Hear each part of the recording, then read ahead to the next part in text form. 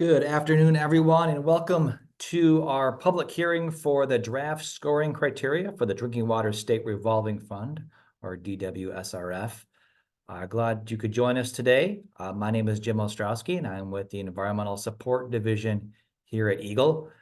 Right now, we've got about 30 people logged in, and I'm expecting a few more. I think we have like 50-some registered, so probably a few more join us. Couple of housekeeping things before I turn it over to Lance. First of all, oops, went too far. First of all, the meeting is being recorded and we post it up on our YouTube channel in the next couple of days, so you'll find it there. And also, when we get to the chance to ask or the chance to make your comment, I'll explain how to do that. But for right now, the lines are all muted. Also, please keep an eye on your chat because you will find in there a couple links. Natalie Brown, our community engagement coordinator, is with us today as well, and she'll be putting in some stuff into the chat for you all. So we'll kick it off with a short presentation, and after that, we will open it up to public comment to hear from all of you. With that, I'm going to turn it over to Lance, and I think Dan is going to share a screen for us. So go ahead.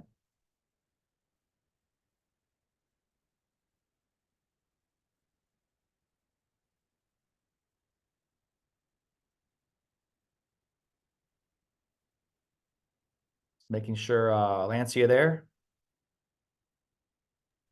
Yes. Okay, good. I'm a little worried. All right, Thanks. go ahead. So hello, good afternoon, everyone. Thanks so much for joining us for the public hearing regarding the Drinking Water State Revolving Fund, or DWSRF, draft scoring criteria. My name is Lance Wood, and I'm a project manager in the SRF program. And I have other EGLE staff here with me today.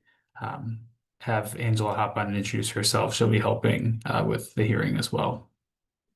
Oh, hi, everyone. My name is Angela Yu. I'm a project manager in the Water Infrastructure Funding and Financing section as well. Oh, thanks, Lance. Okay, so today we're going to be providing an update since the June meetings, an overview of the draft DWSRF scoring criteria for fiscal year 2027 and beyond, how you can provide your comments, and what will happen after today's hearing. If you have any questions during the presentation, you can drop those in the Q&A box, and we'll answer your questions or follow up with you offline as needed to address any of your questions. Next slide.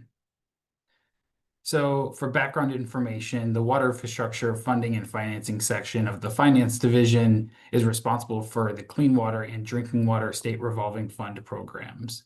Public Act 132 of 2022 revised Part 54 of Public Act 451 of 1994 and now allows for the DWSRF scoring criteria to be updated no more frequently than every 3 years. The current criteria have been in place for fiscal years 2024, 2025, and 2026 loan cycles, and EGLE has reviewed and proposed updates to the criteria. We are here today because this is an opportunity for interested people to present comments on the draft DWSRF scoring criteria for fiscal year 2027 and beyond. So some updates since the public meeting that we had in June to discuss changes to the scoring criteria, all the information, including the recordings to those meetings, a schedule for updates to the criteria, and information on how to submit comments, as well as the draft criteria itself, are available on the new SRF scoring criteria development website.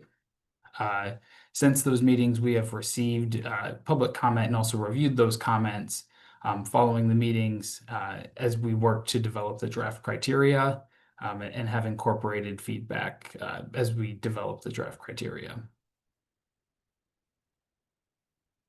So now getting into the DWSRF scoring criteria, Part 54 requires the scoring criteria to address the following categories: drinking water regulatory compliance, public health, drinking water quality, improving infrastructure, and affordability criteria. As part of Part 54, that also requires EGLE to award at least 20% of the total points to overburdened and significantly overburdened systems.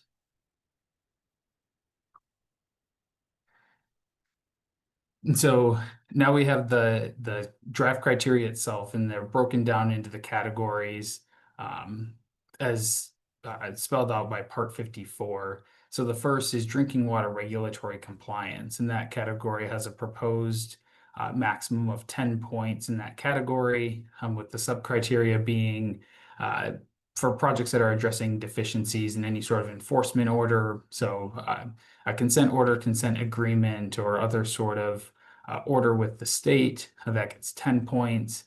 And then for projects that are addressing deficiencies in sanitary survey, and specifically looking at the most recent sanitary survey, and any of the deficiencies that are identified there, those projects would receive 5 points.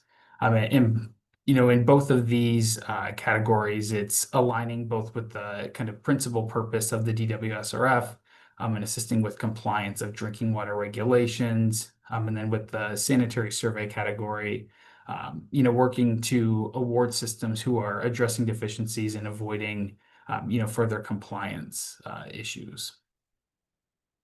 So looking now at drinking water quality, that category has a maximum proposed points of 15.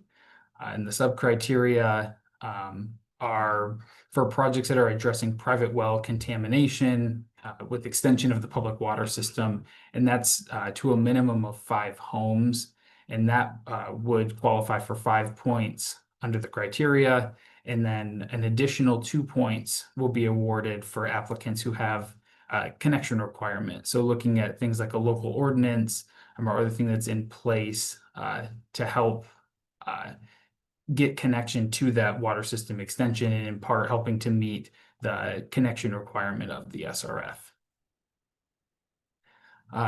For projects that either consolidate or tie in public water systems, so that includes community water systems as well as the DWSRF eligible non-community water systems are eligible, and that's 5 points for each of those systems that are connected, with a maximum of 10 points in that category. Then for projects that include either distribution system or treatment upgrades that address water quality. So that's looking at things like looping, storage tank mixing to address, water age or water quality concerns in the distribution system, as well as treatment process upgrades, whether that's additional treatment to treat emerging either emerging contaminants or different pollutants that have emerged in the water system, helping to kind of get ahead of those and address the water quality issues. Now, for the public health category, that has a proposed maximum of 25 points. And the sub-criteria, the first one we have is looking if the project includes replacement of lead service lines or LSLs. For this, the points are kind of a tiered structure, and that's based on the number of lead service line replacements proposed for the project, and comparing that with data from the current distribution system materials inventory that's on file with EGLE. And so with this kind of tiered structure, we have both a percentage-based tier for how many lead service lines is that percentage of the DSMI. And then we also, to ensure that it's fair for both small and large systems, incorporated a number of lead service line threshold as well. And this was done to achieve kind of a balance in rewarding a small system that's replacing 90% of their lead service lines, but also ensuring that larger systems that are replacing large quantities of service lines are also rewarded for those efforts. And then the next two are for projects that are addressing either acute or non-acute MCL or treatment technique violations. And there's different contaminants listed under each of those that would qualify with more weight given to projects that are addressing acute contaminants, as those pose a more immediate concern in addressing concerns to public health there. And then the last one in this category is for water supplies that have had no health-based violations in the past 5 years. Those projects would receive 3 points, and that's really to recognize and reward those systems who have been in compliance and proactive and protecting public health. Then we have the improving infrastructure category with the proposed maximum for this category of 25 points. The sub-criteria for this, the first one, we have construction-ready projects. And that's looking at your projects that are designed with a permit application submitted, and the applicant is committing to a loan closing in either Q3 or earlier for that fiscal year. And this is designed, to really help utilize those earlier financing quarters on the schedule, and helping projects move along in the process and ensuring they can close on a loan in that fiscal year. And just something to note on this one, for lead service line projects that would not require a permit, those projects would still need to have design completed to qualify for the 5 points proposed under this category. And then there's criteria for dig once, or looking at projects that have a geographical overlap with the CWSRF stormwater or an MDOT road replacement project that's occurring at the same time. So this is looking, you're doing both a sewer replacement and a water main replacement within the same trench, really helping to prioritize those projects that are applying to both, clean water and drinking water SRF financing to keep those projects prioritized together, and helping reduce the cost to communities and the savings there. And then we have for applicants who have a current asset management plan and has or is in the process of participating in the Michigan Infrastructure Council's Asset Management Champions Program. And points in this category can also be awarded if an asset management plan is being developed for the first time as part of the project. And so this was done to, really help reward that proactive, but then the holistic asset management mindset, in a conjunction with that Asset Management Champions Program, to really help reward that and the supplies that are maintaining compliance and getting ahead of potential problems. And then for applicants that have not received DWSRF financing in the past 5 years, we have 3 points proposed for those projects. And that's to help either projects that have never applied to the program at all, but also those projects that have applied and have not received financing and have carried over their project planning document for 5 years.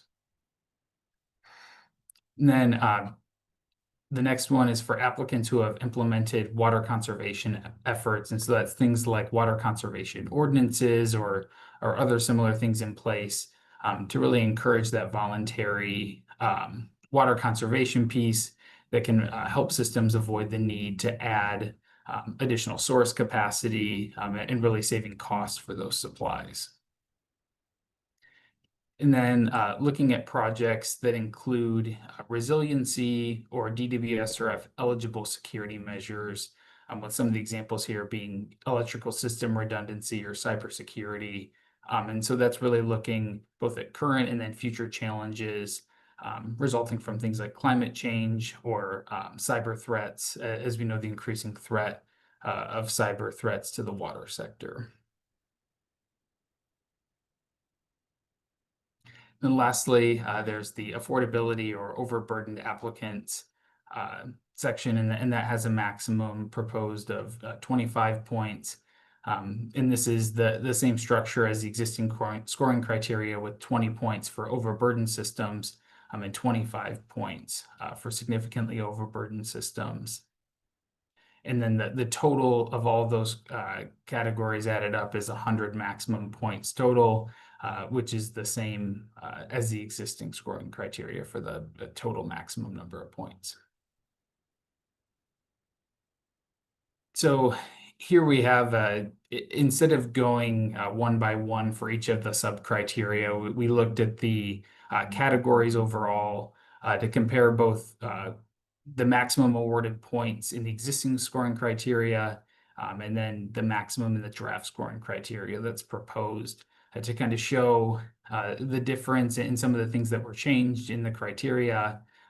You can kind of see with this, we took some of the points from some of the other categories and added more into that improving infrastructure category, and really tried to, balance out the points and categories based on the number of sub criteria to help projects not, have one criteria in a category that they're able to max out the points and really help projects be able to maximize their score across the categories and make sure that it's balanced amongst the different elements that we have in the draft criteria.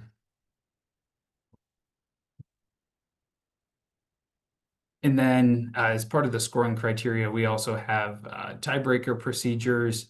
So for two or more projects that have the same score within the scoring criteria, the proposed tiebreaker is that the system with the lower median annual household income would be ranked ahead of the system that has the higher median annual household income. And with this, proposing to use the existing data that we have on MAHIs as part of the overburden process to help evaluate projects for the tiebreaker criteria. So, last thing before we transition into the public hearing portion, kind of want to give some information about the next steps in the process. And so something to note as we, have talked through the draft criteria, we're going to review public comments that are received as part of the public hearing process, as well as the ongoing public comments.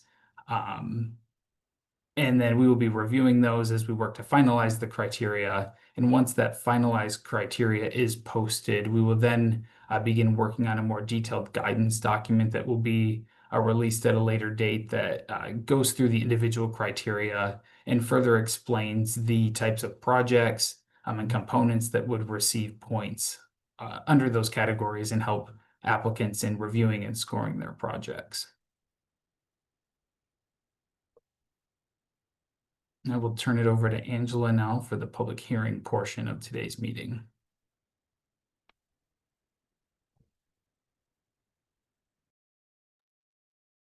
All right, thank you, Lance. So as Lance referenced, we will now start the public hearing on the draft DWSRF scoring criteria. The updated legislation requires that a public hearing be held and a public comment period be provided for any changes to the proposed scoring criteria. EGLE held a public meeting in June, and the official public comment period has been open since that time. This will be the official hearing on record, and additional time will be provided to receive and evaluate written public comments afterwards. EGLE has maintained a website since 2025 outlining the procedure for making changes to the criteria. The draft criteria presented today were available on EGLE's webpage beginning September 30th, along with a notice about this public hearing. The hearing was also posted on EGLE's public outreach calendar. After this hearing ends, a recording of the public hearing will be posted on the new SRF scoring criteria development website, and your comments will be placed in the hearing record for review and consideration. The draft scoring criteria for DWSRF projects is brought to you today as a draft. Let me emphasize, this means that EGLE has not made a final decision on the draft criteria. Instead, it reflects an initial technical review and our belief that having the details of a draft available will help you in providing comments. Everything in the draft remains open for comment and further consideration by EGLE. EGLE will review and deliberate on all written and verbal comments. This public hearing is your opportunity to provide comment, but it is not meant as an opportunity for EGLE to immediately address your comments. We will listen and not respond during the hearing. EGLE looks forward to your input on the draft DWSRF scoring criteria. Next slide, please, Dan. So your comments will be part of the information EGLE will consider in making its decision on the final DWSRF scoring criteria for fiscal year 2027 and beyond. This document, when final, will provide the scoring criteria to prioritize projects for DWSRF loans beginning in fiscal year 2027. The public comment period will remain open through the close of business on Wednesday, October 29th, 2025 at 5 p.m. Additional information can be submitted until then. Written comments can be submitted to EGLE-Finance Division, Water Infrastructure Funding and Financing Section, P.O. Box 30457, Lansing, Michigan, 48909-7957, or via email to EGLE-WIFs@Michigan.gov. Please make sure to put SRF scoring criteria comment in the subject of the email. So I will now outline the procedure we will use in taking your comments today. So to ensure that the hearing is conducted in a fair manner, we will follow these steps. We will first call on those who indicated when registering that they wanted to make a comment. Next, we will call on those participating via the Zoom app who have their hands raised in the general order in which your hands were raised. Then we will call on those participating via telephone who indicated that they want to make a comment by pressing #2 on the phone. So when you are called on, please state your name and group, association, or municipality you represent, if any, and then make your statement. If you have written comments or materials you would like to present, please submit them via email or mail. Each person will be given 5 minutes to make comments. Please begin wrapping up your comments and end within the allotted time. We will indicate when your time has ended. Thank you for your attention. I will hand it over to Jim to begin calling on those who indicated they wanted to make a comment. All right, thanks, Angela, and thank you, Lance, for the presentation. So I'll have Angela and Lance go ahead and turn your cameras on. And like Angela said, I'll be calling up people. I have one person who, when they registered, said they wanted to make a comment. And after that, if you raise your hand, you can do that. It doesn't look like we have anybody on the phone. When we take comments, you'll see a little timer up on my screen. It's 5 minutes. Please limit your comments to 5 minutes. I'll let you know when your time is up if you don't see the timer. And with that, I'm going to go to our first person who registered and said they wanted to make a comment, and that was Marquise Rose. So Marquise, I'm gonna unmute your line. So you should be able to unmute yourself. Click the unmute button and make your comment when you're ready. And again, please repeat your name and any affiliation you're with. Go ahead. And this was probably to the fund and it being ran at this time. Well, my comment was to use a couple ships as is to probably help with the Asian carp and other things of testing in the waters of Michigan. I think it was other things also covering schools and lead piping to be replaced. My apologies, I had a stroke a while back. But at the time, water piping and Flint is still a problem. Also, the piping from Southwest Detroit to Midtown is also a situation at this time, also because of back flooding that happens during every fall, spring. That'd be good.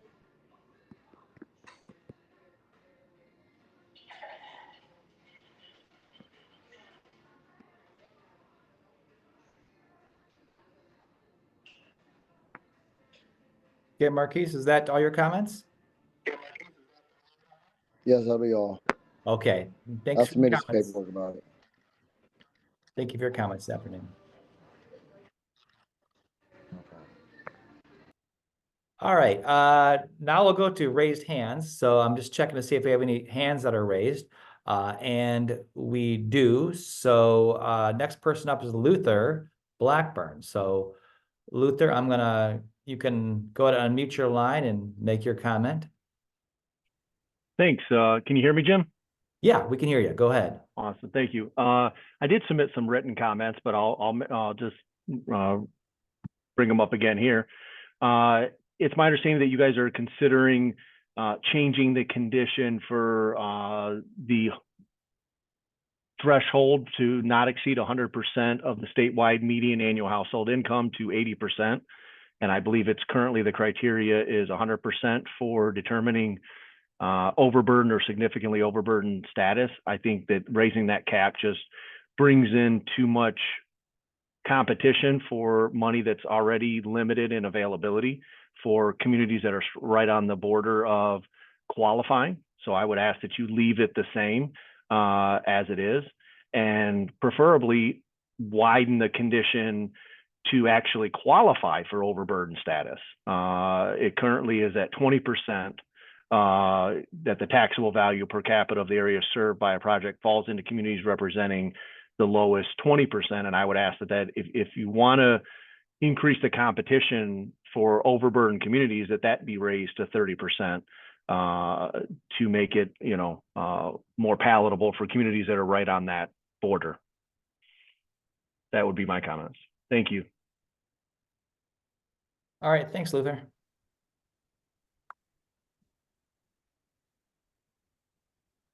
Okay, I do not have any other hands raised at the moment, so if somebody would like to make a comment, you can go ahead and click the raise hand icon, and I'll give it a few awkward moments here while we wait.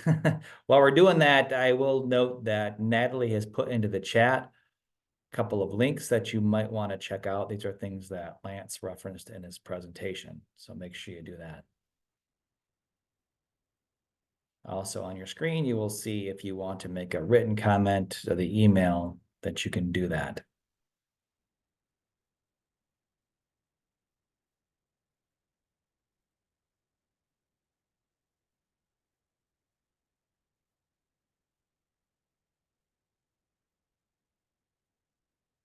All right, Lance and Angela, I am not seeing any other hands raised, and just for the record, we've got 41 people logged in viewing today.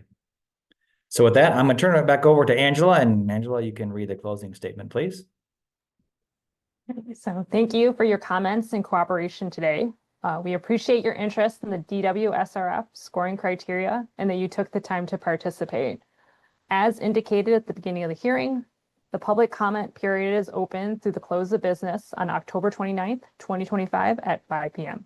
The hearing is now closed. Thanks again. All right, thanks, Angela. And just a reminder that we did record this public meeting like we do all of them, and it will be posted up onto our YouTube channel probably by the end of the week. You can find it up there, EGLE YouTube, by Friday. Thanks, everybody, for joining us and for your thoughtful comments and taking the time out of your day to listen to the presentation. Have a great rest of your day. Thank you.